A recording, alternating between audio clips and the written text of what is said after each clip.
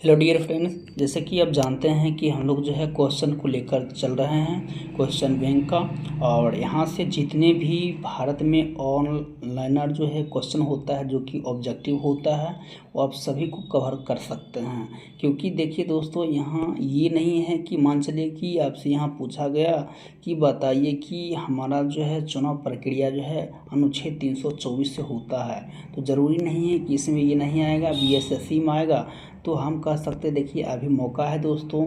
आप जैसे कि जानते हैं कि अभी चुनाव है, लोकसभा का चुनाव है। उसके बाद अगर बात करें हम तो दोस्तों देख सकते हैं अभी की बिहार पुलिस है, बिहार पुलिस हो गया, बीएसएससी हो गया। उसको देखिए दरोगा फिर आने वाला है, फिर देखिए 64 पोस्ट वाला फिर अलग है, फिर देखिए यूपी में अलग फिर वैकेंसी है। तो अभी देखिए कहीं न कहीं जो है हर जगह जो है वैकेंसी इसलिए मिलेगा क्योंकि आप जानते हैं कि लोकसभा जो है चुनाव होने वाला है। तो इस चीज़ लिए जो है आप इस चीज़ को जो है ध्यान में रखिए और अपनी जो है तैयारी जो होता है। देखिए अक्सर क्या होता है कि जितना आप शांत स्वभाव से रहते हैं ना, उतना मतलब आप उस चीज़ को अगेन कर सकते हैं कि हाँ भाई ये जो होता है मतलब ये पढ़ाई के क्षेत्र में हम बात कर रहे हैं कि ये अब होता है कि बारीकी से उस चीज़ को जब पढ़िएगा ना, अध्ययन करिएगा, तब आपको समझ देखिए कि कितना बारीकी से एक एक पॉइंट देख सकते हैं यहाँ पर पढ़ा गया है। ठीक, तो यही चीज़ बताना चाह रहे हैं। बस ये जो है एक ही क्वेश्चन होता है, अलग अलग ही आता है। ठीक, लेकिन मतलब क्वेश्चन एक ही रहता है, मतलब एग्जाम में अलग अलग आता है, हम बताना हम ये चाह रहे थे। तो चलिए दोस्तों, बिना देरी किए हुए हम लोग आगे बढ़ते हैं। और हम लोग जो है 50 टारगेट लिए थे, लेकिन 50 ज़्यादा हो जाता है क्योंकि एक क्वेश्चन में जो है 10 क्वेश्चन रहता है। अब सोचिए कि जब अगर 50 कराएंगे तो 500 क्वेश्चन हो जाता है, और इतना वीडियो आप लोग देख नहीं पाते हैं, थक जाते होंगे, है ना। तो इसलिए हम लोग जो है 25 क्वेश्चन को टारगेट लेकर चले हैं, क्योंकि हम पिछले वीडियो में 50 टारगेट लिए थे लेकिन 1 घंटा से अधिक होने लगा था। तो इसलिए हम लोग 25 क्वेश्चन पर ही जो है रोक दिए थे। क्योंकि दोस्तों अगर 1 घंटा का आप होता है ना, तो आप जो है 2 की स्पीड से जो है इसे आप इजली जो है 30 मिनट में घूरते फिरते सुन सकते हैं। ठीक, लेकिन यही पर जो है 2 से 3 घंटा हो जाता है तो थोड़ा सा उबाऊपन हो जाता है। इस चीज़ को हम समझ सकते हैं आपको। तो बस इसी चीज़ का जो है हम लोग प्रयोग करते हैं। तो चलिए देखते हैं नेक्स्ट क्वेश्चन। तो दोस्तों जैसे कि आप देख सकते हैं कि हम लोग जो है पिछले वीडियो में जो है इस क्वेश्चन को हम लोग कर चुके थे, यानी कि 25 क्वेश्चन तक जो है हम लोग कवर कर चुके थे। अब की बार जो है हम लोग 25 से 50 क्वेश्चन तक जाएंगे। और आप जो है इससे जो है 1.5 के स्पीड से हो, 2 के स्पीड से आप दे सकते हैं। अगर रियल में जो है आप चाहते हैं लाइफ में कि 2 साल मेहनत, पूरी मेहनत से करके 50 साल या 60 साल या मान चलिए कि 30 साल, जो भी आपका एज के अनुसार है, कम से कम देखिए विद्यार्थी अभी हम जहाँ तक देख पा रहे हैं कि यानी कि कह सकते हैं हम लोग 18 वर्ष से लेके 40 वर्ष तक बच्चों को मतलब 40 साल के तो बच्चों नहीं कह सकते हैं, लेकिन फिर भी स्टूडेंट की उसी के इर्द गिर्द जो है आता है। ठीक, तो देखते हैं 40 साल तक जो है तैयारी और जो है करते रहता है। तो कहीं कहीं जो है इस बीच में सोचिए कि 18 से 40 तक करता है, तो ये जो गलती करता है वही जो है 40 तक पहुंचता है। और जो गलती से आप पहले सीख लेते हैं तो आप 18 से देखिए सबसे अच्छा होता है जॉब, मतलब 18 से लेकर आदि आप जो है 25 के अंदर आ जाते हैं ना, तो फिर ये होता है थोड़ा सा ज़िंदगी जीने का तरीका। अब यार 40 साल में जाकर जो है नौकरी लेने से तो फिर एक तरह से उतना अच्छा नहीं होता है। बाकी आप अच्छा ना अच्छा तो लास्ट जो है ऑप्शन करता है कि जब आपको अधिक ऑप्शन मिले तब जो है अच्छा, और नहीं अच्छा क्या है वो सब आप चुन सकते हैं। तो चलिए दोस्तों, बिना देरी किए हम लोग आगे बढ़ते हैं। कुछ पॉइंट था हम लोग बात विचार किए। चलिए देखते हैं कि ये 25 क्वेश्चन तक हम लोग कर चुके थे। अब हम लोग जो है 26 चलेंगे। देख सकते हैं क्वेश्चन, देख सकते हैं यहाँ पर कितना क्वेश्चन है। अगर यहाँ से निकाले देखिए 10 से ज़्यादा क्वेश्चन निकला। देख सकते हैं कितना क्वेश्चन है, यहाँ तो पॉइंट ही 10 हो जाता है। तो बहुत से क्वेश्चन हैं और अगर बारीकी से पढ़ते हैं तो बहुत अच्छे तरीके से रहिएगा आप, रिजल्ट भी अच्छा खासा रहेगा। चलिए दोस्तों देखते हैं। क्वेश्चन नंबर 26 है कि कुछ नहीं में से कुछ का सर्जन किस नियम के विरुद्ध है। तो ये आपका हो जाएगा, कौन से नियम हो जाएगा, ये आपका हो जाएगा द्रव्यमान ऊर्जा का संरक्षण हो जाएगा। ठीक, तो चलिए इसका थोड़ा सा हम लोग विवरण पढ़ते हैं और देखते हैं। देखिए यहाँ तो कम ही है। ऊर्जा जो है नहीं में कुछ का निर्माण कुछ नहीं में कुछ जो है नहीं आता है, यानी नियम के विरुद्ध है। ठीक, ऊर्जा जो होता है एक ऊर्जा का संरक्षण जो यह बताता है कि एक पृथक तंत्र की कुल ऊर्जा परिवर्तन नहीं हो सकती है ना। तो ये था इसका विवरण था। तो चलिए दोस्तों, हम इसको देख लिए हैं। अब हम लोग नेक्स्ट पेज के पास जो है आगे बढ़ते हैं और देखते हैं इसका थोड़ा सा और विवरण है इसका। देखिए, आइंस्टीन ने बताया है कि द्रव्यमान और ऊर्जा दो अलग अलग स्वरूप हैं। देखिए, किसने बताया था कि ऊर्जा को जो है द्रव्यमान दो अलग अलग होता है? तो आइंस्टीन ने बताया था कि द्रव्यमान और ऊर्जा दोनों अलग अलग स्वरूप नहीं हैं। देखिए, कहता है यहाँ पर ध्यान दीजिएगा, यहाँ पर कहता है दोनों अलग अलग स्वरूप नहीं है। ठीक, देखिए कहता है कि एक दूसरे में जो है परिवर्तित किया जाता है। द्रव्यमान ऊर्जा अनुपात के अनुसार जो होता है, द्रव्यमान को ऊर्जा में और ऊर्जा को पुनः द्रव्यमान में परिवर्तित किया जाता है। ऊर्जा को ना तो उत्पन्न किया जाता है और ना ही नष्ट किया जाता है। तो बहुत ही अच्छा जो है आप लोग सुने होंगे कि ऊर्जा जो होता है एक ट्रांसफ़र किया जाता है ना, तो वही चीज़ होता है यहाँ पर बताया गया है कि ऊर्जा क्या होता है, ना तो उत्पन्न किया जाता है और ना ही नष्ट किया जाता है। ठीक, देखिए ये क्या होता है, देखिए यहाँ पर जो हमने अभी बताया है कि यह जो है एक रूप से दूसरे रूप में परिवर्तित किया जाता है। ठीक, चलिए नेक्स्ट देखते हैं। नेक्स्ट है कि भूमध्य रेखा निम्नलिखित में से किस देश से होकर नहीं गुजरती है? क्वेश्चन पढ़िएगा, नहीं होकर गुजरती है। तो ये आपका हो जाएगा मैक्सिको होकर नहीं गुजरती है। बाकी बाद ब्राज़ील, केन्या और इंडोनेशिया जो है इससे होकर जो है ये भूमध्य रेखा गुजरती है। ठीक, 0 डिग्री है ना। देखिए यहाँ पर 0 डिग्री हम बताए थे। मैक्सिको जो है उत्तरी जो है अमेरिका में स्थित एक देश है जहाँ से भूमध्य रेखा नहीं गुजरती है। तो इस चीज़ को ध्यान रखिएगा। अब हम लोग देखते हैं इसका थोड़ा सा और विवरण। 0 अक्षांश पर खींची रेखा को भूमध्य रेखा या विषुवत रेखा कहते हैं। जैसे कि मछली एक पृथ्वी है और ये जो है भूमध्य रेखा जो है 20 से जो खींचा जाता है तो 20 सेंटर से, इसको कहते हैं 0 डिग्री। ठीक, वहीं पर आप देखते होंगे कि 23.5 डिग्री होता है, 46.5 डिग्री होता है। तो इस अनुसार से है अब फिर इसमें जो है पूरा कहीं आगे मिलेगा आगे तो हम बताएंगे इस चीज़ को, क्योंकि यहाँ पर थोड़ा सा जो है उसी को हम लोग देखेंगे। तो 0 डिग्री जो है खींची गई भूमध्य रेखा विषुवत रेखा है। 23 मार्च को सूर्य की किरणें भूमध्य रेखा पर चमकती है। देखिए 21 मार्च और 23 सितंबर को ऐसा दिन होता है ना जो कि भूमध्य रेखा यानी कि 0 डिग्री पर जो है ना ये क्या होता है, ये सूर्य की प्रकाश क्या करता है, चमकता है। विषुवत रेखा निम्न देशों से होकर गुजरती है। देखिए काफ़ी इंपॉर्टेंट क्वेश्चन है, विषुवत रेखा कहाँ से गुजरती है? तो इक्वाडोर है ना, इक्वाडोर, कोलंबिया, ब्राज़ील, गैबोन, गांगो गणराज्य, लोकतंत्र गांगो है ना गणराज्य, Uganda, Kenya, Somalia, Maldives, Indonesia तथा किरिबाती है। ठीक, तो देखिए यहाँ पर आदि शब्द का नहीं प्रयोग किया गया है ना, इससे सब पता चलता है जितना यहाँ पर दिया गया है ये सब गुजरता है। आदि रहता तो और रहता है ना, तो ऐसा कोई बात नहीं है। तो इसको आप जान सकते हैं कि विषुवत रेखा से कौन को जाता है, देख सकते हैं 1 2 3 4 5 है ना, 6 7 8 9 10 11 12 13। ठीक, तो इस अनुसार सब देख लिए हैं। चलिए, भूमध्य रेखा जो है 3 महाद्वीप से होकर गुजरती है। आपसे पूछा जाएगा कि भूमध्य रेखा जो है कितने महाद्वीप से जो है गुजरती है, तो ये होता है 3। तो चलिए इसको हम लोग थोड़ा सा देख लेते हैं। भूमध्य रेखा पर एशिया महाद्वीप के जो है देश हैं, जैसे कि मालदीव हो जाएगा, इंडोनेशिया और किरिबाती हो जाएगा, किरिबाती। ठीक, चलिए नेक्स्ट है कि भूमध्य रेखा पर स्थित अफ्रीका जो है महाद्वीप के देश सोमालिया है ना, Kenya, Sao Tomé and Principe Congo गणराज्य, लोकतंत्र कांगो गणराज्य और गैबोन एक गंडा है। भूमध्य रेखा पर दक्षिणी अमेरिका के देश है, जैसे ब्राज़ील, कोलंबिया और इक्वाडोर है।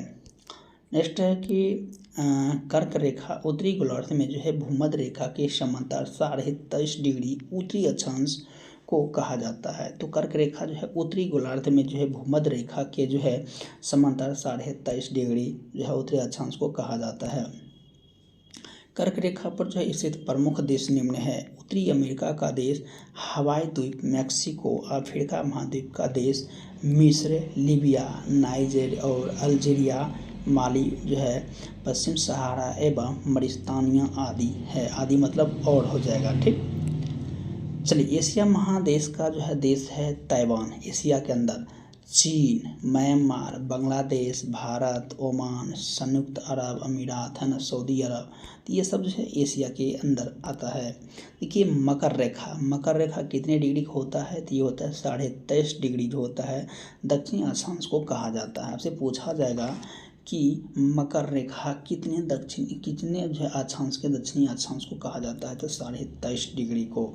ठीक, तो चलिए देखते हैं। मकर रेखा 20 के निम्नलिखित देशों से होकर गुजरती है। अब मकर रेखा जो है अर्जेंटीना से, जो है पराग्वे से, ब्राज़ील से, नामीबिया से जो कि चीता लाया गया था, वहाँ से कितने चीता लगाए कमेंट करके जरूर बताइएगा। बोत्सवाना को दक्षिण जो है अफ्रीका जो है, मोजाम्बिक है, मेडागास्कर जो है, ऑस्ट्रेलिया है, टांगो है, फ्रांस है, और देख सकते हैं यहाँ पर जो है पोलिनेशिया है। ठीक, तो दोस्तों एक चीज़ है कि यदि अगर आपको कमेंट करने के लिए बोले ना, तो कोशिश करिए कमेंट। इससे फ़ायदा क्या होता है दोस्तों, आप जो है कमेंट करिएगा तो उससे जो आपका याददाश्त है वहाँ से बढ़ता है ना। तो एक देखिए, दुनिया में हम जहाँ तक देख पाते हैं, ये सच्चाई भी है कि ज्ञान अगर आपके पास है ना, आप अगर दूसरे को पढ़ते हैं ना, तो एक ऐसा चीज़ है घटता नहीं, दोगुना जो है मतलब और बढ़ता है ना। मतलब ये जो होता है एक रिवीजन होता है इस चीज़ को, तो आप समझ पाएंगे। बाकी आपकी इच्छा है, आप चाहे तो कर सकते हैं, चाहे नहीं, आप स्वतंत्र हैं। सूर्य कर्क है ना, सूर्य कर्क मकर रेखा के मध्य वर्ष लंबत चमकता है। कर्क रेखा पर सूर्य 21 जून को, मकर रेखा पर जो है 22 सितंबर को जो है लंबत चमकता है। देखिए कर्क रेखा पर जो है ना सूर्य कितने तारीख को जो चमकता है, 21 जून को, और मकर रेखा पर 22 सितंबर को लंबत चमकता है। ठीक, चलिए थोड़ा सा देखते हैं कि विश्व के इतिहास में पहली परमाणु आपदा कब हुई थी। तो ये जो देखिए ऑप्शन के आधार पर अगर बात करें तो ये 6 अगस्त 1945 में हुआ था। दोस्तों ये कहाँ हुआ था आप कमेंट सेक्शन में बता सकते हैं, अगर जानते हैं तो, नहीं जानते हैं तो खैर कोई बात नहीं है। ठीक, चलिए नेक्स्ट देखते हैं हम लोग। नेक्स्ट जो है इसका देखते हैं कि विश्व के इतिहास में पहली परमाणु आपदा 6 अगस्त 1945 ईस्वी को अमेरिका के द्वारा जापान हिरोशिमा शहर पर गिराई गई थी, तथा 9 अगस्त 1945 ईस्वी को नागासाकी जापान पर दूसरी बार जो है परमाणु जो है बम गिराया गया था। चलिए नेक्स्ट देखते हैं। नेक्स्ट है कि परमाणु बम नाभिकीय विखंडन के सिद्धांत पर आधारित है। चलिए परमाणु बम में जो है प्रायोनियम जो कि 235 है और प्लूटोनियम जो है 239 तत्व का प्रयोग किया गया था। परमाणु बम जो होता है रॉबर्ट ओपनहेयर जो है ने 1945 ईस्वी में बनाया था। आपसे पूछा जाएगा कि बताइए कि परमाणु बम जो है किसने बनाया था, तो रॉबर्ट ओपनहेयर जो है हिमर ने बनाया था। कब बनाया था, 1945 ईस्वी में, और इसको बनाकर तुरंत प्रयोग भी कर लिया गया कि क्या ये सही काम करता है कि नहीं, जैसे कि आप देख पा रहे होंगे। हाइड्रोजन बम यह एक नाभिकीय संयंत्र पर आधारित होता है। इसका जो है आविष्कार जो है एडवर्ड टेलर ने जो है 1952 ईस्वी में किया था। नेक्स्ट हम लोग देखते हैं कि हाइड्रोजन बम का निर्माण हाइड्रोजन के समस्थानिक ड्यूटेरियम जो कहते हैं 1H2 या D2 है ना। हाइड्रोजन बम की जो है क्षमता परमाणु बम की अपेक्षा 1000 गुना अधिक होता है। देखिए हाइड्रोजन बम की क्षमता परमाणु बम की है ना, तो परमाणु बम कम होती है लेकिन हाइड्रोजन जो है ना उससे 1000 गुना अधिक खतरनाक होता है। चलिए यानी कि हाइड्रोजन सबसे अधिक खतरनाक होता है। भारत में प्रथम जो है परमाणु परीक्षण 18 मई 1974 ईस्वी में पोखरण राजस्थान में किया गया था। इसका जो है कोड स्माइलिंग बुद्धा था। देखिए यहाँ पर बताया गया कि भारत में प्रथम परमाणु परीक्षण कब किया गया था, तो 18 मई जो है 1974 को कहाँ किया गया था, तो राजस्थान के पोखरण में किया गया था। इसका जो है कोड क्या था, तो इसको कोड जो था स्माइलिंग बुद्धा था। चलिए नेक्स्ट देखते हैं। भारत में दूसरा परमाणु परीक्षण 11 और 13 मई 1998 को किया गया था, जिसका कोड शक्ति 98 तथा यूरेनियम से लेकर ट्रिटियम ड्यूटेरियम तक का उपयोग हुआ था। भारत में परमाणु ऊर्जा कार्यक्रम का जनक डॉक्टर होमी जहांगीर भाभा को माना जाता है। नेक्स्ट देखते हैं कि भारत का प्रथम जो है परमाणु ऊर्जा संयंत्र तारापुर महाराष्ट्र में। हमसे पूछा जाएगा कि बताना है कि प्रथम जो है भारत का परमाणु संयंत्र कहाँ है, तो तारापुर कहाँ है, तो ये महाराष्ट्र में है, जिसे संयुक्त राज्य अमेरिका की सहायता से वर्ष 1969 ईस्वी में स्थापित किया गया था। आपको बताना है कि तारापुर जो है ये कब जो है स्थापना किया गया था। ठीक, तो ये आप जवाब दीजिएगा 1969 ईस्वी में। नेक्स्ट देखते हैं। नेक्स्ट है कि भारत का प्रथम अनुसंधान रिएक्टर अप्सरा वर्क को 1956 ईस्वी में स्थापित किया गया था। सूर्य पर जो है ऊर्जा का निर्माण नाभिकीय संलयन अभिक्रिया के द्वारा उत्पन्न होता है। सूर्य पर जो है ऊर्जा का जो है निर्माण नाभिकीय संलयन अभिक्रिया के द्वारा उत्पन्न होता है। जिससे कि हाइड्रोजन के समस्थानिक का संलयन होकर हीलियम नाभिकीय बनता है और ऊर्जा उत्पन्न होती है। अब हम लोग नेक्स्ट देखते हैं कि हस्तांतरण का मूल संबंध निम्न में से किससे है। तो ये आपका उत्तर हो जाएगा कि कर एवं लेखकन से। देखिए हस्तांतरित मूल का जो है संबंध निम्न में से किससे होता है, तो कर लेखांकन से। चलिए नेक्स्ट देखते हैं। नेक्स्ट है कि हस्तांतरण मूल जो है कराधान और लेखांकन में प्रयोग किया जाता है। हस्तांतरण की कीमत इस प्रकार एक मूल्य है, वह स्वतंत्र उद्यमिता के बीच लेन देन कीमतों को संदर्भित करता है और यह वस्तुओं के हस्तांतरण सेवा और प्रौद्योगिकी के बीच मूल्य निरूपित करता है। नेक्स्ट देखते हैं कि भारत के किस राज्य में सर्वाधिक सिंचाई ट्यूबवेल द्वारा जो है की जाती है। ये हो जाएगा आपका उत्तर प्रदेश।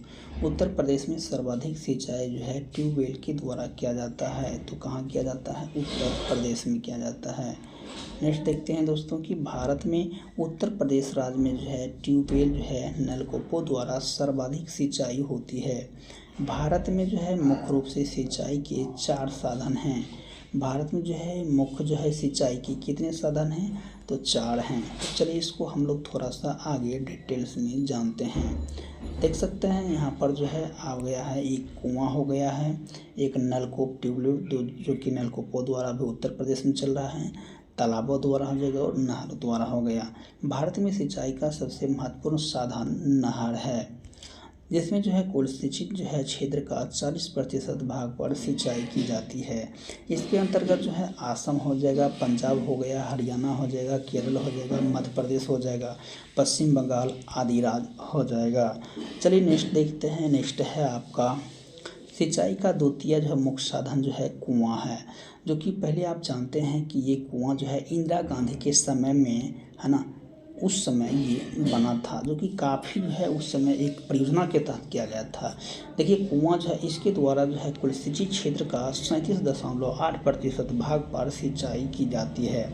सिंचाई का तृतीय साधन जो होता है ये तालाब है, जिसके जो है कुल सिंचित क्षेत्र में उसका योगदान 14.5% का है।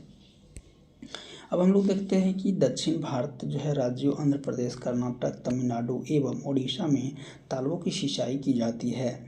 नहर द्वारा सर्वाधिक सिंचाई उत्तर प्रदेश में और तालाब द्वारा जो है सर्वाधिक सिंचाई जो है तमिलनाडु में किया जाता है।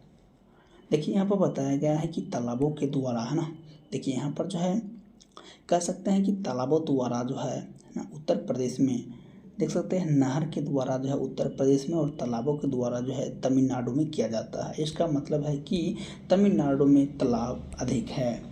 सिंचाई का जो है चतुर्थ साधन जो है नलकूप आता है, जो है चतुर्थ सिंचाई का नलकूप आता है, जो कि हम लोग बाड़ी या बगल में जो है जहाँ रहते हैं वहाँ पर इसको पटाने का काम करते हैं। पटाने मतलब खेत को सिंचाई करना होता है, ना कि दूसरा चीज़। इसमें जो है कुल जो है सिंचित क्षेत्र का जो है 7.7% सिंचाई की जाती है। इससे जो है प्रमुख राज्य है गुजरात हो जाएगा, उत्तर प्रदेश हो जाएगा, राजस्थान हो जाएगा आदि। नेक्स्ट है कि बिहार में सिंचाई के साधन को जानते हैं। तो ये नहर हो जाएगा, नलकूप हो जाएगा, तालाब हो जाएगा, कुआं हो जाएगा, ये भी साधन है। बिहार में नहरों से जो है कुल सिंचित भूमि जो है 70.47% भाग है सिंचित होता है। नलकूपों द्वारा कुल सिंचित भूमि का लगभग 61.39 है ना। नलकूपों द्वारा, नलकूपों मतलब हो गया कि जैसे कि बोर्डिंग को जो है गाड़ कर वहाँ से इसका यूज किया जाता है। तो ये 61.39% भाग पर सिंचाई की जाती है। तालाब एवं अन्य से जो है 11.14% सिंचाई होती है। मध्य प्रदेश में सर्वाधिक सिंचाई जो है कुओं के द्वारा होता है। अब बात करते हैं कुआं, नलकूप जो है, नहर और तालाब। देखिए कुआं सबसे छोटा हो जाएगा, उससे जो है अधिक प्रयोग, मतलब देखिए कुआं सबसे अधिक जो है इसका प्रयोग किया जाता है, उसके बाद नलकूप का प्रयोग किया जाता है, उसके बाद नहर का, उसके बाद तालाब, मतलब सबसे जो है कम तालाब का प्रयोग किया जाता है। राजस्थान में सिंचाई का प्रमुख साधन जो होता है कुएं और नलकूप है। राजस्थान में किस जो है क्या क्या चीज़ प्रयोग किया जाता है कुएं का, नलकूपों में। इसमें जो कुल सूचित जो है भूमि का लगभग 66% भाग सिंचाई की जाती है। अब हम लोग क्वेश्चन नंबर 31 जानते हैं। गौतम बुद्ध के संवादों की भाषा थी पाली, जो कि देखिए ये सब काफ़ी क्वेश्चन जो है इम्पोर्टेंट है, तो चलिए इसको देखते हैं हम लोग। गौतम बुद्ध जो है संवादों में जो है पाली भाषा का प्रयोग करते हैं। महावीर के संवादों की जो है भाषा प्रकृति थी। आपसे पूछा जाएगा कि महावीर के संवादों की भाषा क्या थी, तो प्राकृतिक। प्राकृतिक जो है भारतीय आर्य भाषा के मध्य युग में जो है जो अनेक प्रादेशिक भाषाएं विकसित हुई है, उसका जो है सामान्य नाम प्राकृतिक है। उन भाषाओं में जो साहित्य रचे गए हैं उसे प्राकृतिक साहित्य कहते हैं। अब देखिए हम लोग जानेंगे पाली भाषा, है ना, पाली के बारे में जानेंगे। देखिए पाली जो है एक प्राचीन उत्तर भारत के लोगों की भाषा है।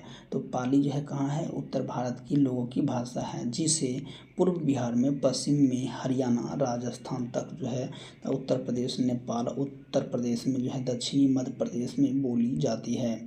कहता है कि देखिए इस भाषा में जो है बौद्ध साहित्य जो है त्रिपिटक की रचना किया गया था।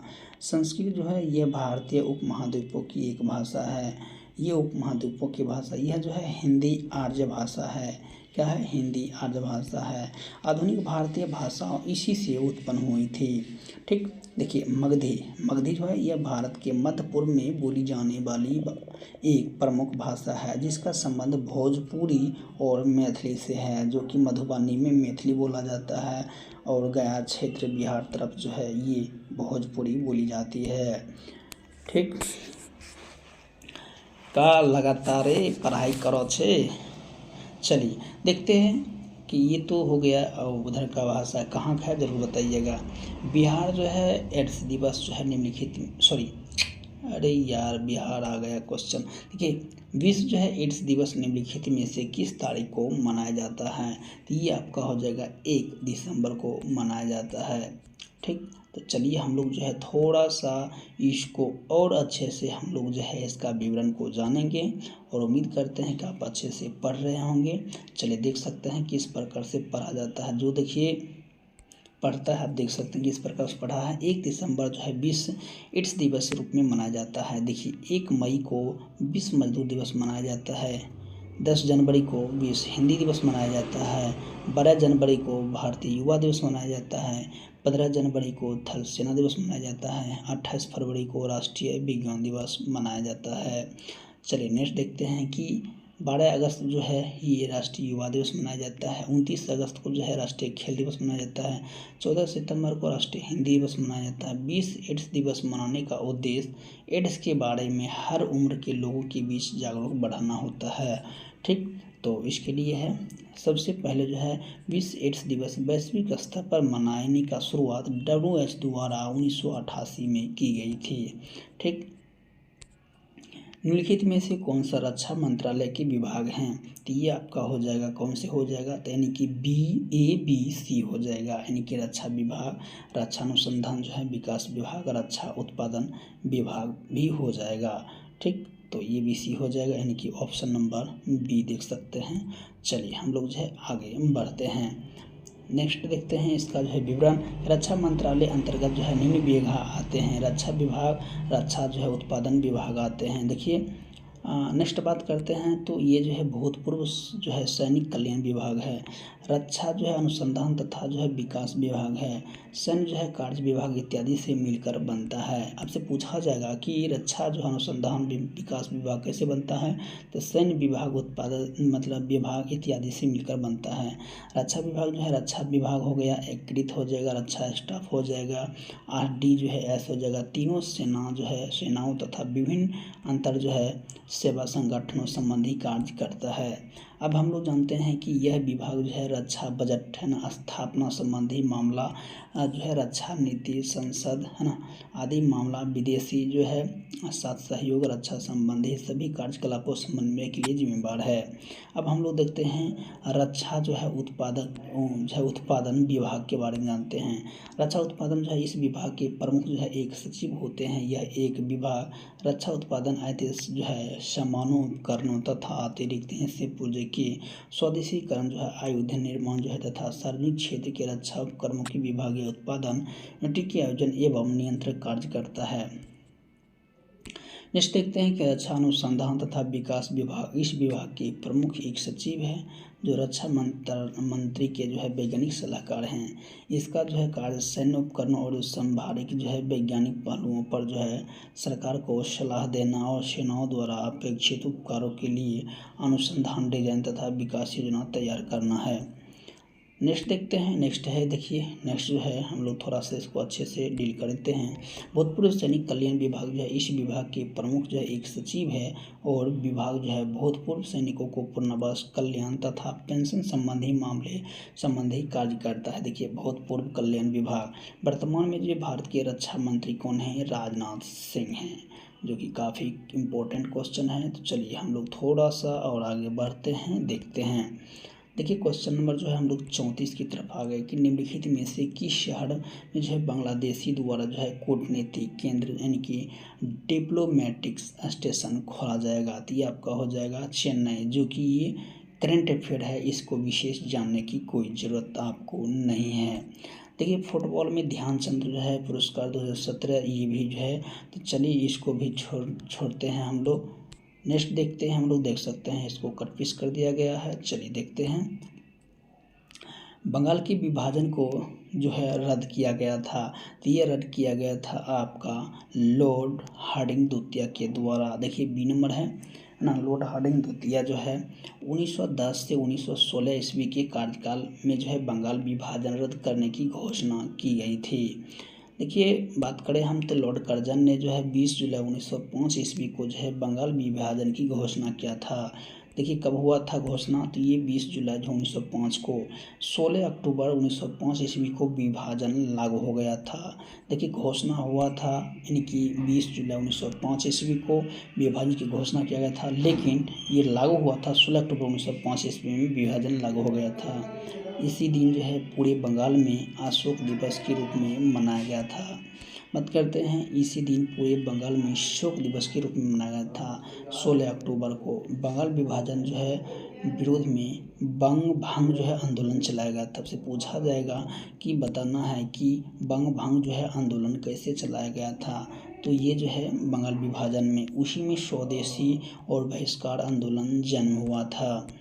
देखते हैं कि 6 जो है मई 1910 को जॉर्ज पंचम जो है इंग्लैंड के सम्राट बने थे। उन्हें सम्मान में 12 दिसंबर 1911 ईस्वी को दिल्ली में एक राज दरबार का आयोजन किया गया था। वायसराय लॉर्ड हार्डिंग द्वितीय ने जो है सम्राट की ओर से बंगाल विभाजन जो है करने की घोषणा की गई थी। अब देखिए लॉर्ड हार्डिंग है ना, वायसराय लॉर्ड हार्डिंग द्वितीय ने सम्राट की ओर से बंगाल विभाजन रद्द करने की घोषणा की थी। इसी समय 1911 ईस्वी में भारत की राजधानी कलकत्ता से हटकर दिल्ली बनने की घोषणा की गई, जिसे 1912 ईस्वी में जो है मूर्त रूप दिया गया था। अब हम देखते हैं चेम्सफोर्ड है ना, 1916 से 21 भारत का वायसराय पद पर रहे थे चेम्सफोर्ड। 1916 में लखनऊ में कांग्रेस मुस्लिम लीग के अधिवेशन के साथ हुए थे। इसी समय कांग्रेस और मुस्लिम लीग में राजनीतिक समझौता हुआ था, जिसे लखनऊ पैक्ट के रूप में जानते हैं। इसकी अध्यक्षता की बात करें तो RC मजूमदार ने किया था और बाल गंगाधर तिलक एवं एनी बेसेंट ने होम रूल लीग की जो है स्थापना किया था। चलिए थोड़ा सा और हम लोग जो है इसका डेफिनेशन जो है, भाषा जो है इसका परिभाषा अच्छे से जानने की प्रयास करते हैं। देखते हैं कि रॉलेट एक्ट कब हुआ था, तो आप जानते हैं 13 अप्रैल 1919 ईस्वी को हुआ था। मॉन्टेग्यू चेम्सफोर्ड जो है घटना जो है ये घोषणा पत्र हुआ था 1917 में। जलियांवाला बाग हत्याकांड हुआ था 1919 में। एक रॉलेट एक्ट बना था जो कि जानते हैं कि मार्च 1919 में बना था, जिसको जो है उसी को लेकर जो है ये जलियांवाला बाग हत्याकांड 13 अप्रैल 1919 को एक बैठक हुई थी, जिसमें क्या हुआ था, अंधाधुन ओ डायर के आदेश पर गोलियां धड़ाधड़ चलना स्टार्ट कर दिया था।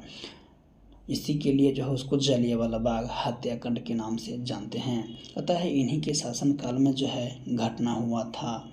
ठीक, देख सकते हैं यहाँ पर जो है, यहाँ पर नेक्स्ट देखते हैं कि लॉर्ड मिंटो द्वितीय जो 1905 से 1910 भारत का वायसराय थे। इनके कार्यकाल के जो है प्रमुख घटनाएं निम्न हैं। स्वदेशी आंदोलन, मार्लो मिंटो सुधार अधिनियम जो है 1909 ईस्वी में इत्यादि हुआ था। देखिए हम देखते हैं कि 1907 ईस्वी में सूरत अधिवेशन में कांग्रेस का विभाजन हुआ था। तो आपसे पूछा जाएगा कि कांग्रेस विभाजन जो है किस जो है अधिवेशन में हुआ था, तो सूरत अधिवेशन 1907 में। 1906 ईस्वी में आगा खां द्वारा मुस्लिम लीग की स्थापना किया गया था। मुस्लिम लीग की स्थापना किसके द्वारा किया गया था, तो आगा खां का। हम लोग देखते हैं 37 नंबर, भारत रॉकेट में जो छोड़े गए विश्व के सबसे छोटे अंतरिक्ष यान का क्या नाम था, स्प्राइट नाम था। ठीक, स्प्राइट मतलब पीने वाला मत समझना। विश्व के सबसे छोटे अंतरिक्ष यान को स्प्राइट नाम दिया गया था। देखिए विश्व की सबसे छोटी अंतरिक्ष यान को नाम क्या था, स्प्राइट। बहुत ही काफ़ी इंपॉर्टेंट है। 23 जून 2017 को जो है बेक्थ्रो स्टार शॉट जो है कार्यक्रम की इच्छा जो है अंतरिक्ष यान को जो है पृथ्वी के निम्न कक्षा पर प्रक्षेपित किया गया था। देखिए विश्व के सबसे छोटे इन अंतरिक्ष यानों को जो है स्प्राइट नाम दिया गया था। आपसे पूछा जाएगा विश्व में सबसे छोटे अंतरिक्ष यान का नाम क्या है, जरूर बताइए। ठीक, तो ये बोलिएगा स्प्राइट। देखिए ये अंतरिक्ष यान इसरो है ना, इसरो के जो है PSLV C-38 द्वारा प्रक्षेपित इटली के उपग्रह जो है मैक्स बेलियर और जो है लाटविया के उपग्रह बेंटा 1 पर जो है संकलन किया गया था।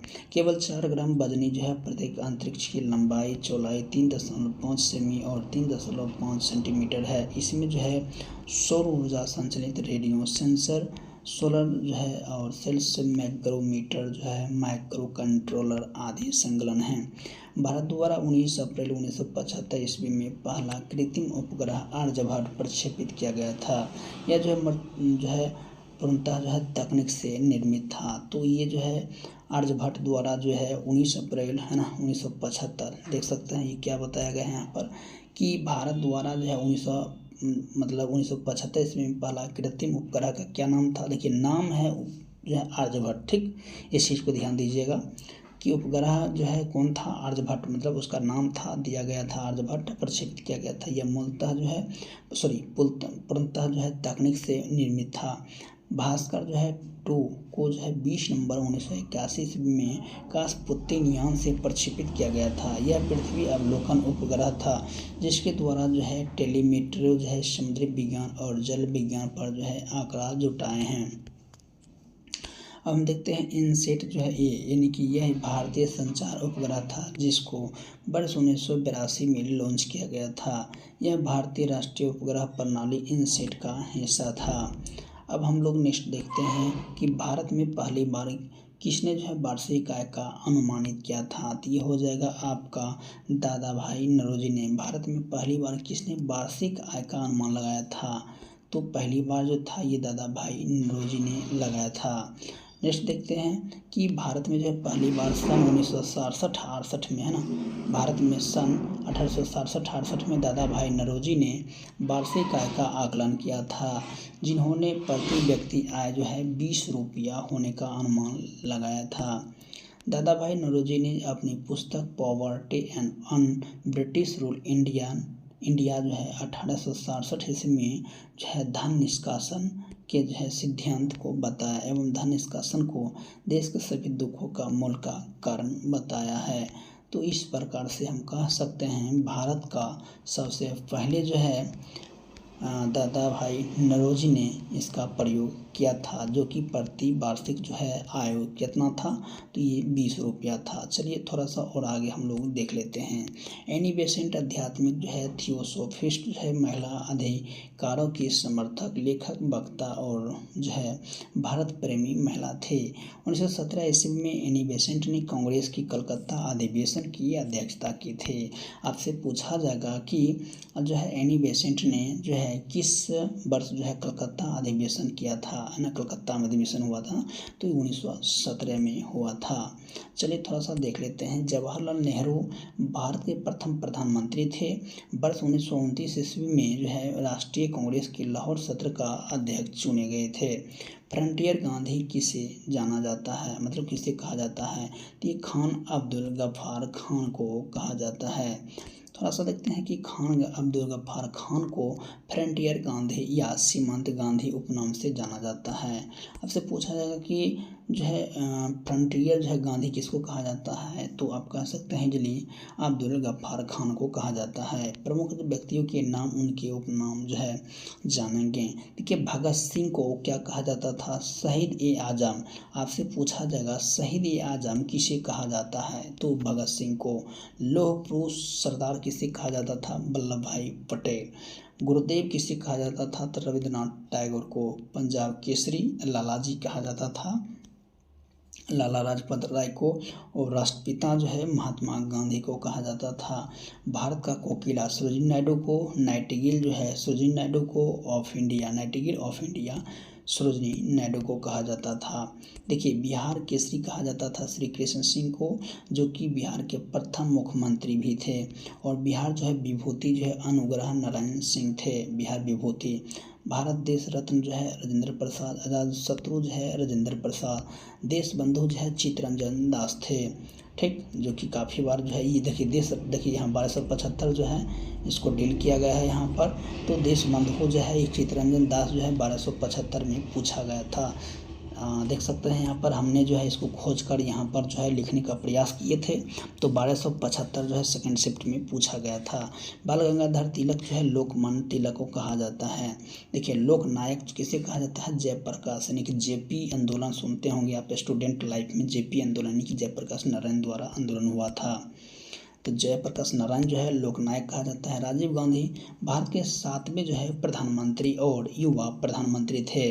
चलिए देखते हैं कि 1984 ईस्वी में 40 साल की उम्र में सबसे युवा प्रधानमंत्री बने थे। उनका कार्यकाल 1984 से 89 था। लियाकत अली खान जो है पाकिस्तान के पहले प्रधानमंत्री थे। तो प्रधानमंत्री जो है पाकिस्तान के पहले थे लियाकत अली थे।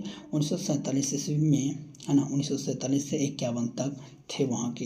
राम मनोहर लोहिया भारत के स्वतंत्र संग्राम की सेनानी एवं प्रमुख जो है चिंतक एवं समाजसेवी नेता थे। कौन, तो राम मनोहर लोहिया। अब क्वेश्चन नंबर 40 देखते हैं, निम्नलिखित में से कौन सा संविधान संशोधन राष्ट्रपति को किसी भी मामले को पुनः विचार के लिए मंत्रिमंडल में भेजने की शक्ति प्रदान करती है, तो ये अनुच्छेद 44, ठीक। तो देखते हैं यहाँ पर 44वें संविधान संशोधन राष्ट्रपति को किसी भी मसले को पुनः विचार के लिए मंत्रिमंडल भेजने की शक्ति प्रदान करता है। अनुच्छेद जो है 74 राष्ट्रपति को यह अधिकार दिया गया है कि वह मंत्रिमंडल की सलाह एक बार पूर्ण विचार के लिए वापस करते हैं, ठीक। तो इस प्रकार से था इसका। तो चलिए थोड़ा सा हम आगे और बढ़ते हैं डिफिनीसन के साथ, क्योंकि डिफिनीसन पढ़ना बहुत ज़रूरी होता है। चलिए थोड़ा सा देख लेते हैं। कहता है कि मंत्रिमंडल द्वारा दोबारा दी गई सलाह को मानने के लिए बाध्य होगा। देखिए कहता है कि लेकिन मंत्रिमंडल द्वारा दोबारा दी गई सलाह को मानने के लिए बाध्य होगा। 42वें जो है संविधान संशोधन द्वारा किए गए अनावश्यक परिवर्तन को समाप्त करने के लिए जनता दल की सरकार ने जो है 44वें संविधान संशोधन किया गया था। जो 42 संविधान में जो है उलटफेर किया गया था उसको 44 में संतुलित किया गया था। क्या किया गया था, आगे देखते हैं। इस संविधान के अंतर्गत जो है अनुच्छेद 352 में राष्ट्रीय आपातकाल की घोषणा का आधार आंतरिक जो है अशांति के जो है स्थान बदलकर सशक्त विद्रोह शब्द की शामिल किया गया था, ठीक। अब देखिए यहाँ पर है कि मूल अधिकार में सम्मिलित संपत्ति के अधिकार को समाप्त करके जो है 301 को, है ना, 300 को कह सकते हैं या ये कह सकते हैं अंतर्गत में विविध जो है अधिकार के रूप में जो है दर्ज किया गया था। अनुच्छेद 39 जो है 39वां संविधान संशोधन 1975 में हुआ था। देखिए कुछ बात बताया गया है यहाँ पर कि अधिकार था 39वां संविधान संशोधन जो 1975 में हुआ था। राष्ट्रपति, उपराष्ट्रपति, लोकसभा अध्यक्ष तथा प्रधानमंत्री के निर्वाचन को न्यायालय में चुनौती नहीं दी जा सकती है। देखिए 39वां संविधान संशोधन 1975 में हुआ था और बताया जाता है कि राष्ट्रपति देखिए उसमें बताया गया कि जो 1942 में किया गया था कि राष्ट्रपति, उपराष्ट्रपति, लोकसभा अध्यक्ष और प्रधानमंत्री के निर्वाचन को न्यायालय में चुनौती नहीं दिया जा सकता है। तो यहाँ पर देखिए फिर इसको जो है ठीक किया गया था, है ना। देखिए राष्ट्रपति, उपराष्ट्रपति, लोकसभा अध्यक्ष तथा प्रधानमंत्री के निर्वाचन, मतलब जो निर्वाचन प्रक्रिया होगा उसमें न्यायालय में चुनौती नहीं दिया जा सकता है। इसका निपटारा ऐसे अपराधी का जो है प्राधिकारी द्वारा जो है किया जा सके जिससे संसदीय कानून द्वारा नियुक्त किया जा सके। 40वां जो है संविधान संशोधन जो है 1976 ईस्वी में हुआ था। 40वां जो है संविधान संशोधन हुआ था तो ये 1976 में, ठीक। थोड़ा सा देख लीजिएगा इसको, ठीक ना। ये 40वां नहीं, ये कि बल्कि 1900 है, ये 1976 42वां होगा, ठीक। तो लेकिन इसको देख लीजिए थोड़ा एक बार। इसके द्वारा जो है 9वीं अनुसूची में कुछ अधिनियम शामिल किए गए थे। देखिए देखिए 40वां संविधान संशोधन था, ठीक ना। ये देखिए 42वां संविधान संशोधन ही है। तो 40वां भी कुछ काम किया गया था, आप देख लीजिएगा एक बार। इसमें जो है 9वीं अनुसूची में कुछ अधिनियम शामिल किए गए थे। देखिए 42वां संविधान संशोधन 1976 जो हम बताना चाह रहे थे, तो 42 और यहाँ 40 दिया हुआ था, इसका मतलब है कि मेंशन सही होगा। आप देख लीजिएगा एक बार क्या दिया गया है इसमें। और रियल में पढ़ाई करते हैं तो जानकर बताइएगा हमको भी कमेंट सेक्शन में। 42वां संविधान संशोधन जो 1976 ईस्वी में हुआ था। यह संविधान संशोधन अभी तक पारित सभी संशोधनों में इसमें अधिक व्यापक था और इसे जो है लघु संविधान कहा जाता है। देखिए लघु संविधान जो है वह जो है उसी प्रकार से जो कहा जाता है इसको। देखिए कहता है कि मतलब ये जो हुआ था, जो कि आप कह सकते हैं कि 42वां संविधान 1976 को ही लघु संविधान कहा जाता है। इसके द्वारा जो है प्रमुख जो है संशोधक निम्न है ना, संशोधन निम्न है। संविधान की उद्देशिका में जो है 3 शब्दों में है पंथनिरपेक्ष, समाजवादी और अखंडता शब्द जोड़े गए थे। 42वां संविधान संशोधन 1976 के तहत नीति जो है निर्देशक तत्वों में जो है 3 नए निर्देशक तत्वों को शामिल किया गया है, ठीक। सामान्य जो है न्याय और जो है निःशुल्क विविध सहायता अनुच्छेद 39 को उद्योग के जो है प्रबंध में कार्यकारी को भागीदारी अनुच्छेद 43 की खो, ठीक। 43 को बता है कि उद्योग प्रबंधक कर जो है कर्म जो है और की भागीदारी अनुच्छेद 43 को है। पर्यावरण की रक्षा और सुधार, वन्य जीव की सुरक्षा अनुच्छेद जो है ये 48 के कौ में बताया गया है, ठीक। वन्य जीव सुरक्षा के लेकर देखिए 1 अध्याय भाग 4 जो है कौ में अनुच्छेद 51 को जो है जोड़कर जो है नागरिकों के 10 मूल कर्तव्यों का जो है उल्लेख बताया गया है। देखिए उन्हें जो है अनुच्छेद 74 में जो है एक व्यवस्था की गई है कि राष्ट्रपति मंत्रिमंडल की सलाह मानने के लिए बाध्य होगा। देखिए यहाँ बताया गया कि अनुच्छेद 74 जो है व्यवस्था की गई कि राष्ट्रपति और मंत्रिपरिषद, राष्ट्रपति या मंत्रिपरिषद की सलाह है ना मानने के लिए बाध्य होगा, ठीक। देखिए यहाँ क्या बताया गया है कि 74 जो है व्यवस्था की गई है कि राष्ट्रपति और मंत्रिपरिषद की सलाह मानने के लिए बाध्य होगा, ठीक। विधान जो है विधानसभा और लोकसभा की कार्यकाल जो है 5 वर्ष से बढ़ाकर 6 वर्ष कर दिया गया था। इसे पुनः जो है 44वें संविधान संशोधन 1978 ईस्वी में जो है 6 वर्ष से घटाकर 5 वर्ष कर दिया गया था। तो ये जो है परिवर्तन हुआ था 42वां में, जो कि इसको सुधार किया गया था। अब हम लोग देखते हैं क्वेश्चन नंबर 41। कहता है सूची 1 से 2 में जो है सम्मिलित करने के लिए कहता है संवैधानिक प्रावधान और स्रोत जानते हैं। क्वेश्चन है कि मौलिक अधिकार जो है ये लिया गया था अमेरिका के संविधान से, है ना, संविधान से लिया गया था। अब देखिए बात करते हैं ये राजनीतिक निर्देशक जो होता है ये आपका आयरिश जो होता है ये संविधान से लिया गया था, और संसदीय जो सरकार ये ब्रिटिश से लिया गया था, और केंद्र संबंध जो है राज्य संबंध जो है ये कनाडा संविधान से लिया गया था। तो कुछ इस प्रकार से है। तो चलिए हम इसको देखते हैं। नेक्स्ट हम लोग देखते हैं नीचे इसका विवरण हम लोग देख लेते हैं कि मौलिक जो है अधिकार जो है अमेरिका का अधिकार पत्र है ना। देखिए राजनीतिक निदेशकता जो है आयरिश संविधान जो है, संसदीय जो है सरकार ब्रिटिश जो है संविधान है, केंद्र राज्य संबंध जो है कनाडा के संविधान से है। ठीक, चलिए नेक्स्ट देखते हैं। नेक्स्ट है कि ली जो है ली गई विशेषता स्रोत देखते हैं। समवर्ती जो है ये ऑस्ट्रेलिया के संविधान से है ना, संसदों की दोनों सदनों की जो है संयुक्त बैठक जो है ये ऑस्ट्रेलिया के संविधान से लिया गया है। मतलब कहाँ कहाँ से जो है संविधान जोड़ा गया है इसके बारे में हम लोग देखते हैं। गणतंत्रात्मक जो है व्यवस्था जो है ये फ्रांस के संविधान से, और स्वतंत्रता का समानता एवं बंधुता का सिद्धांत जो है यहीं से लिया, फ्रांस से लिया गया।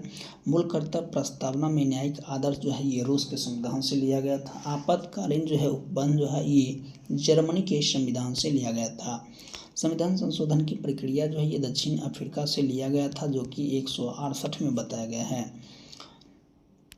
राज्य जो है सभा के सदस्यों का निर्वाचन जो है दक्षिण अफ्रीका से लिया गया था। देखिए संविधान संशोधन प्रक्रिया जो है दक्षिण अफ्रीका से लिया गया था, और राज्यसभा के सदस्यों का निर्वाचन राज्यसभा जो है ये दक्षिण जो है अफ्रीका के संविधान से लिया गया था। चलिए क्वेश्चन नंबर जो है 42 देखते हैं कि किसे भारत का नियंत्रक एवं महालेखा परीक्षक नियुक्त किया गया है। तो ये आपका जो है, तो हम क्वेश्चन नंबर 43 जानेंगे कि सर क्रिक विवाद जो है किन दो देशों के मध्य है ना। तो ये जो हो जाएगा आपका भारत पाकिस्तान, जो कि काफ़ी इम्पोर्टेंट क्वेश्चन है। सर क्रिक है ना, भारत पाकिस्तान के बीच हुआ था।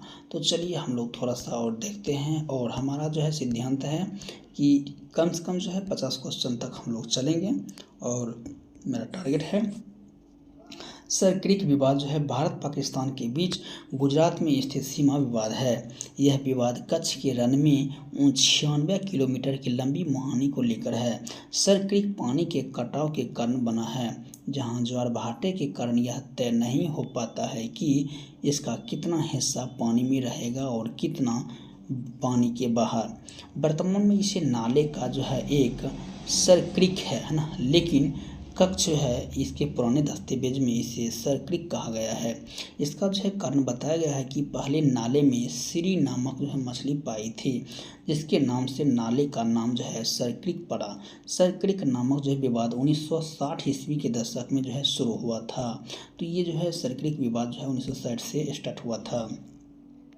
भारत पाकिस्तान सीमा को रेड क्लिफ रेखा कहा जाता है। यह विभाजन 17 अगस्त जो है 1947 ईस्वी को भारत और पाकिस्तान के बीच निर्धारित की गई थी। 17 अगस्त 1947 को यह सीमा जो है भारत पाकिस्तान के बीच 3323 किलोमीटर लंबी है। भारत अफगानिस्तान जो है 2627 जो है किलोमीटर लंबी रेखा है, और इसे अंतर्राष्ट्रीय सीमा नाम जो है डुरंड रेखा रखा गया था। ठीक, देखिए कहता है कि जिसके जो है कारण 12 जो है नवंबर 1893 में ब्रिटिश भारत सरकार के सर जो है ना, सर जो है मोर्टिमर डुरंड और अफगानिस्तान के अमीर जो है या शासक जो है अब्दुल रहमान खान के बीच जो है समझौता द्वारा किया गया था। तो ये जो है डुरंड रेखा जो है यह उस समय किया गया था, 12 नवंबर 1893 ईस्वी में किया गया था। देखिए कहता है कि भारत अफगानिस्तान के बीच जो है डुरंड रेखा, भारत और अफगानिस्तान उसमें भारत से मतलब सटा हुआ था, अब तो फिर बीच में पाकिस्तान आ गया है, जिसका जो है लंबा 106 किमी है ना। कहता है कि यह सीमा लद्दाख यानी कि अफगानिस्तान जो है 106 किलोमीटर दूर लद्दाख से मिला हुआ है। जिस कहते हैं कि जो है चीन और भारत के बीच जो है 3488 किलोमीटर लंबी सीमा मैकमोहन रेखा है। यह जो है भारतीय राज्य केंद्र शासित प्रदेश से सीमा बनाती है। हिमाचल प्रदेश, उत्तराखंड, अरुणाचल प्रदेश, लद्दाख और सिक्किम है। ठीक, जैसे कि आप देख पा रहे हैं ये जो है चीन और भारत है, हिमाचल प्रदेश आता है, उत्तराखंड आता है, अरुणाचल प्रदेश, लद्दाख और फिर सिक्किम। ये जो है ये मतलब एक तरह से कह सकते हैं इसका जो है क्षेत्र जो होता है सीमा ये इससे लगता है। भारत जो है बांग्लादेश की सीमा की लंबाई जो है 4096.7 किलोमीटर जो है यह जो है भारत के निम्न राज्यों से सीमा रेखा बनती है, जो इस प्रकार से पश्चिम बंगाल हो जाएगा, असम हो जाएगा, मेघालय हो जाएगा, त्रिपुरा हो जाएगा, मिजोरम हो जाएगा। ठीक, ये सभी जो है भारत के राज्यों से बांग्लादेश जो है सीमा शेयर करता है। भारत के सर्वाधिक सीमा जो है साझा करने वाला देश बांग्लादेश है। सबसे कम सीमा साझा करने वाला अफगानिस्तान है जो कि 106 है। और देख सकते हैं बांग्लादेश 4096.7 किलोमीटर है। ठीक, तो देखिए किस देश में जो है 2040 ईस्वी तक पेट्रोल और डीजल कारों की बिक्री पूरी तरह से प्रतिबंधित लगाने की जो है निर्णय लिया गया है। तो आपका हो जाएगा फ्रांस। जीवाश्म ईंधन से चलने वाली गाड़ियों पर प्रतिबंध की घोषित किया गया है। 2040 तक जो है पेट्रोल डीजल की वाहनों पर बिक्री बंद कर दिया जाएगा। तो सोचो विकास कितना तेजी से हो रहा है। फ्रांस पश्चिम यूरोप में स्थित एक देश है। इसकी राजधानी पेरिस है। अब हम लोग देखते हैं क्वेश्चन नंबर 45। निम्नलिखित में से कौन से जो है मोबाइल ऐप केंद्रीय ग्रामीण विकास जो है सड़कों के रखरखाव के लिए बनाया था? तो ये हो जाएगा आरंभ। ठीक, तो चलिए ये था करंट अफेयर था। तो हम लोग जो है थोड़ा सा क्वेश्चन जो है हम लोग 45 तक कर लिए हैं। और देख सकते हैं ये जो है करंट अफेयर है, इसको हम लोग स्किप करते हैं। और देख सकते हैं ये बताएगा कि कौन से जो है किस राज्य में यूएनए जो है पब्लिक सर्विस अवार्ड से सम्मानित किया गया था? पश्चिम बंगाल। ये तो क्वेश्चन पुराना हो गया, चलिए इसको हम लोग स्किप करते हुए आगे बढ़ते हैं। और ये देखते हैं ग्लोबल इंडेक्स जो है प्रकाशित किया गया था। तो ये हो जाएगा आपका कौन सा हो जाएगा? International food policy research institute 2012। Question को एक बार देख लीजिए, इसको पढ़ने की कोई ज़रूरत नहीं है। चलिए हम लोग देखते हैं आगे। नंगल जो है किसके लिए जाना जाता है? तो ये हो जाएगा नंगल जो है उर्वरक के लिए जाना जाता है। नंगल उर्वरक जो है उद्योग के लिए प्रसिद्ध है। नंगल जो है पंजाब के रूपनगर जिले में स्थित है। यह मुख्यतः यूरिया उत्पादन करता है। अब देखते हैं तांबा का जो है आयस है ना, कॉपर जो है पायराइट है ना, CuFeS2 जो है कैल्फोसाइट Cu2S जो है धातु का निष्कासन किया जाता है। उत्पादन राज्य जो है राजस्थान है, मध्य प्रदेश, झारखंड, आंध्र प्रदेश आदि है। इस राज्य में जो है खेती से जो है सिधाना की धान से जो है मध्य प्रदेश में जो है तरेव गाँव में जो है ना मालखंड से प्राप्त होता है।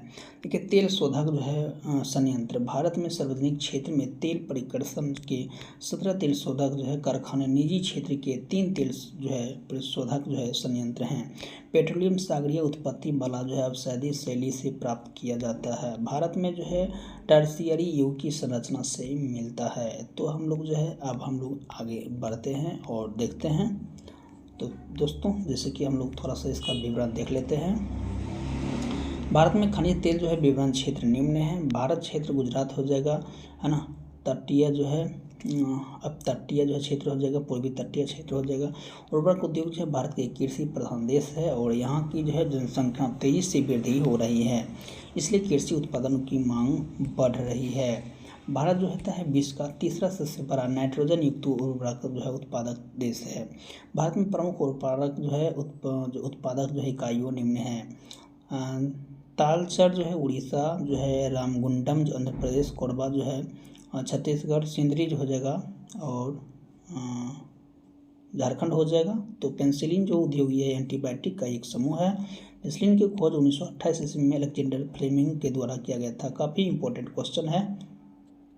तो हम लोग जो है क्वेश्चन नंबर 49 जानेंगे। 2011 की जनगणना के अनुसार से भारत में निम्नलिखित में से किस राज्य में लिंगानुपात सर्वाधिक रहा है? तो ये जो है ऑप्शन के अनुसार से कर्नाटक हो जाएगा, ऐसे केरल होता। ठीक, चलिए देखते हैं कि दिए गए विकल्प में तमिलनाडु लिंगानुपात 996 जो है सबसे अधिक है। ठीक, 1000 की तुलना में स्त्रियों की जो है लिंगानुपात के रूप में व्यक्त किया जाता है। चलिए थोड़ा सा देख लेते हैं। गोवा देखिए लिंगानुपात 973 है, तमिलनाडु 996 है, सिक्किम हो जाएगा 8890 हो जाएगा है ना, कर्नाटक 973, केरल देख सकते हैं केरल जो है सबसे अधिक जो कि हम बोले थे है ना, आप ध्यान दिए होंगे। दमन द्वीप जो है सबसे कम हो गया। भारत का लिंगानुपात जो है वह जो है 943 हो जाएगा। पूरे भारत की बात करते हैं। न्यूनतम जो है लिंगानुपात जो है 5 राज्यों में हो जाएगा। हरियाणा हो जाएगा 879, जम्मू कश्मीर 889, सिक्किम 890 हो जाएगा, पंजाब 895, उत्तर प्रदेश 912 इत्यादि दिया हुआ है। ठीक, अधिकतम जो है लिंगानुपात 5 राज्यों के बताया गया है। केरल देखिए 1084 है, पुदुचेरी 1037 है, तमिलनाडु 996 है, आंध्र प्रदेश 993 है ना, छत्तीसगढ़ 991 है। तो दोस्तों इस प्रकार था। अब हम लोग क्वेश्चन नंबर जो है 50 और लास्ट मेरा ये क्वेश्चन है कि लूसी दुनिया का सबसे बड़ा ज्वालामुखी विस्फोट किस द्वीप में है। तो ये हो जाएगा इंडोनेशिया द्वीप में। लूसी दुनिया का सबसे जो है बड़ा जो है ज्वाला विस्फोट इंडोनेशिया द्वीप में है। विश्व की जो है प्रमुख जो है मर्ज कह सकते हैं कि हम लोग कि वोल्केनो में आते हैं। और येलो स्टोन जो है park America, Lucy Indonesia, Iran जो है, मकरान पाकिस्तान है ना, ईरान, बालू अजरबैजान जो है, और बाराटो द्वीप जो है। ये सब बहुत थोड़ा लंबा हो जाता है लेकिन फिर भी देखना पड़ता है दोस्तों। थोड़ा सा इसका डेफिनीसन हम लोग देखते थे और देखें। तो दोस्तों ये जो है 50 तक जो है इतना ही था। तो चलिए दोस्तों फिर मिलते हैं हम किसी नए वीडियो में। और साथ ही दोस्तों ये वीडियो आपको कैसा लगा कमेंट सेक्शन में जो है लिखिएगा, और साथ ही अपना अनुभव शेयर करिएगा कि मुझे क्या इसमें जो है कमी आई है, इसको मैं आगे देखूँगा। चलिए दोस्तों फिर मिलते हैं नई वीडियो में। Thanks for watching.